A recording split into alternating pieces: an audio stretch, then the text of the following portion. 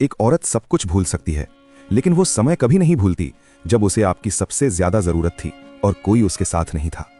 वही एक पल तय करता है कि बुढ़ापे में आपके पास मोहब्बत होगी या सिर्फ फर्ज।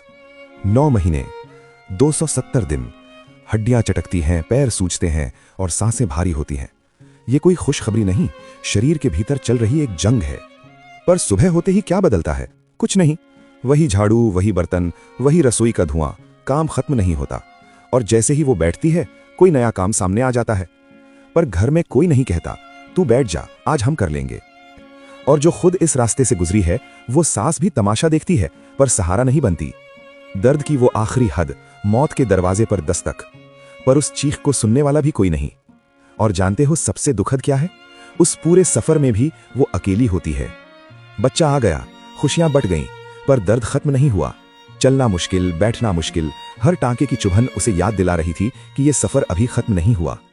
असली मौत तो अब शुरू हुई है। घंटों की भूख के बाद जब पहले निवाले के लिए हाथ बढ़ाते ही बच्चे ने गंदगी कर दी। ननद ने बच्चा आगे कर दिया, इसे साफ कर दो। खाना वहीं छूट गया।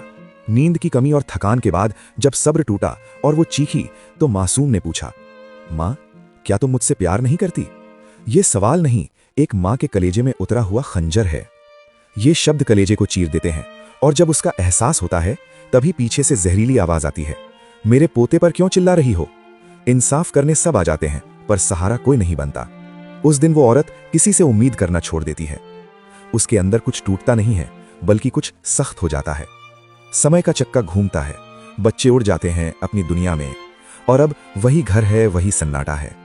लेकिन अब वो औरत बिस्तर पर पड़ी है, कमजोर, बूढ़ी, बेबस। कोई आता है, दवा देता है, पानी देता है, पर रुकता नहीं। वो कांपते हाथों से रोकना चाहती है, बेटा थोड़ी देर बैठ जा। पर हाथ छूट जाता है और दरवाजा बंद हो जाता है। शरीर के जख्मों की दवा तो मिल जाती है, लेकिन उस रूह के जख्म का क्या? याद रखिएगा, रिश्तों की राख बचेगी या अपनापन, ये आपके आज के व्यवहार पर तय होता है।